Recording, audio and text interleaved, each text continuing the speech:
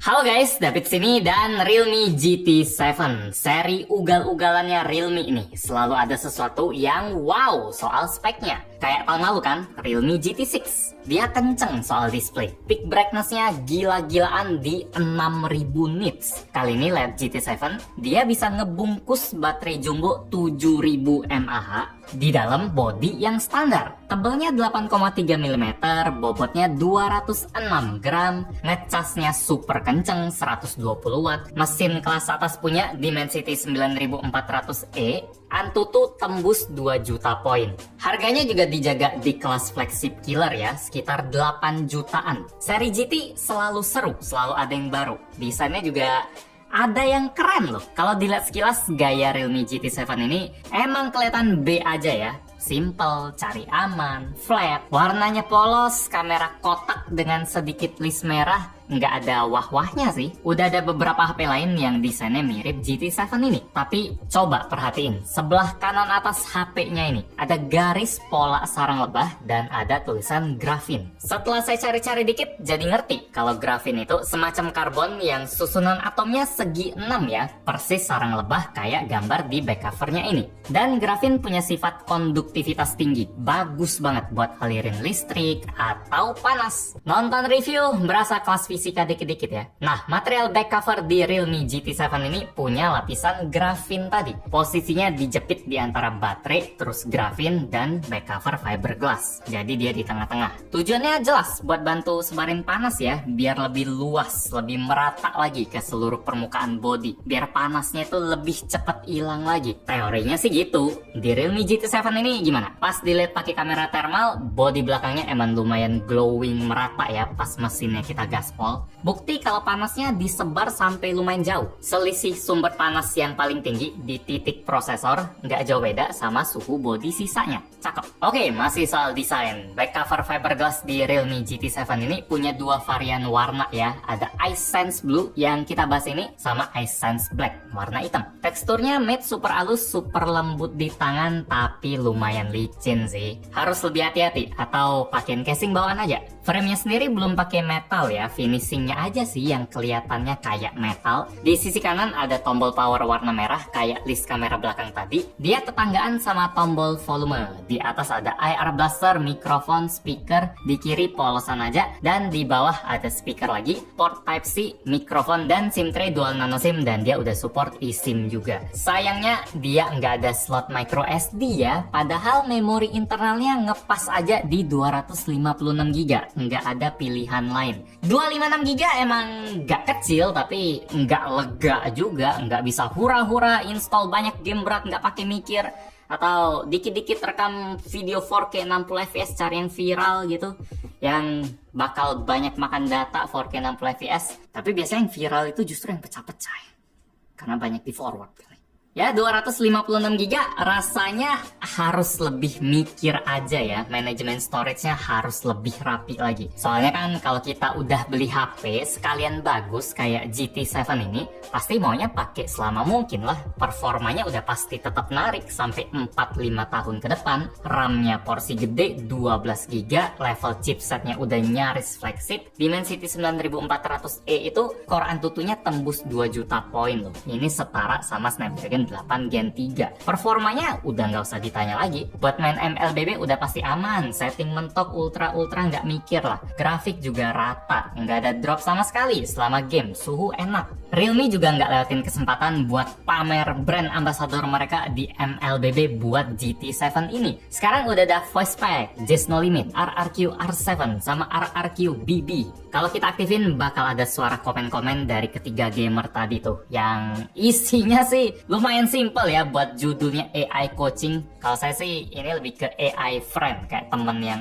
cuma ingetin doang. Turtle respawn, tetap waspada guys. Jungle bisa cepat bunuh turtle dengan bantuan tim. Just be cautious. Hati-hati aja guys.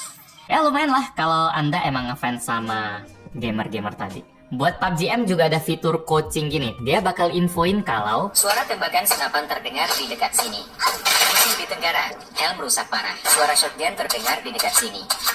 Suara shotgun terdengar di dekat sini. Lupakan masa lalu.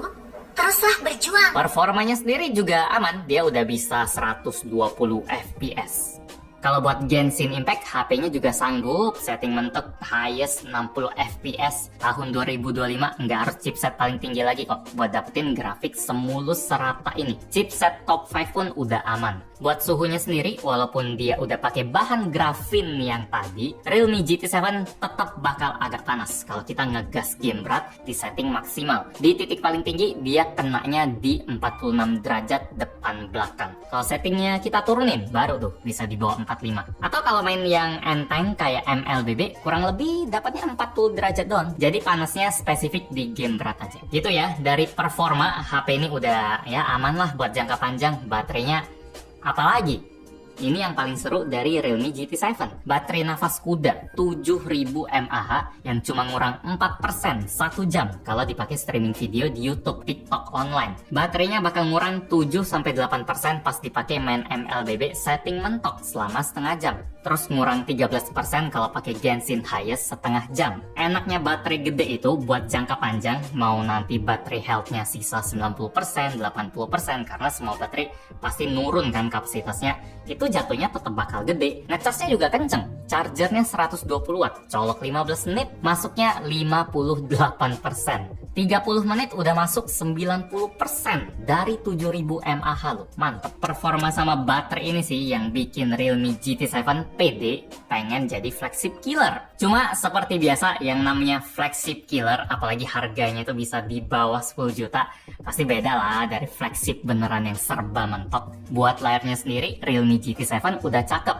tapi bukan kelas flagship ya. Brightness-nya tinggi, 1600 nits buat high brightness mode atau mode outdoor. Dan tetap dijaga 6000 nits kayak generasi lalu buat peak brightness-nya yang bakal aktif di beberapa titik kalau kita muter konten HDR. Panelnya AMOLED resolusi 1,5K, refresh rate 120Hz, tapi bagian non flagshipnya itu dia belum LTPO ya, belum bisa turun sampai 1Hz. Kacanya sendiri Corning Gorilla Glass 7i, belum yang Victus, belum yang AMOLED yang mahal-mahal itu belum. Fitur-fiturnya juga banyak, tapi masih belum level flagship. Mesin getarnya enak, speakernya mantep, udah IP69 tahan air, tapi dia belum support wireless charging. Dan tentu aja soal kamera, kualitas Realme GT7 juga bagus, tapi tentu beda sama flagship. Dia udah ngasih 3 kamera lengkap, kamera utama 50 megapiksel, kamera telefoto 50 megapiksel dengan optical zoom 2 kali, sama kamera ultrawide 8 megapiksel. Hasil fotonya sendiri udah bagus buat kamera utama, warnanya lumayan keluar, dynamic range luas, detail juga berasa pas. Prosesinya enak ala-ala HP yang pede sama hardware kameranya. Mau foto siang, malam, kamera utama Realme GT7 cakep. Buat kamera zoom 2 kalinya juga bagus. Dia bisa ngasih detail yang jelas, lebih tajam, lebih dekat dari kamera utama. Bisa diandelin.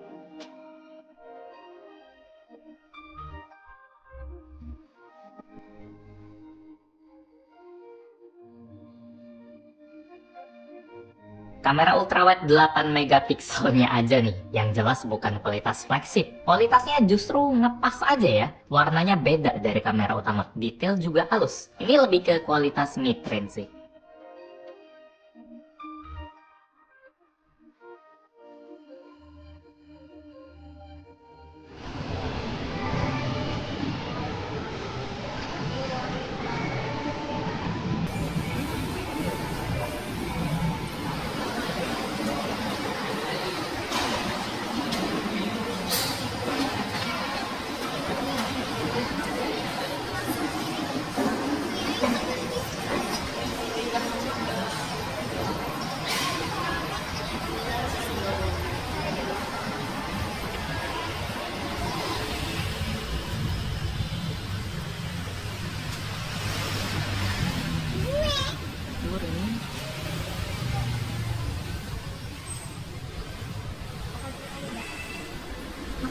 Mama apa?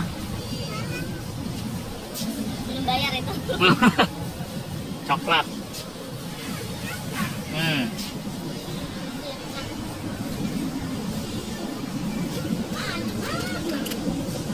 Cek-cek, jadi ini adalah hasil perekaman kamera depan dari Realme GT7.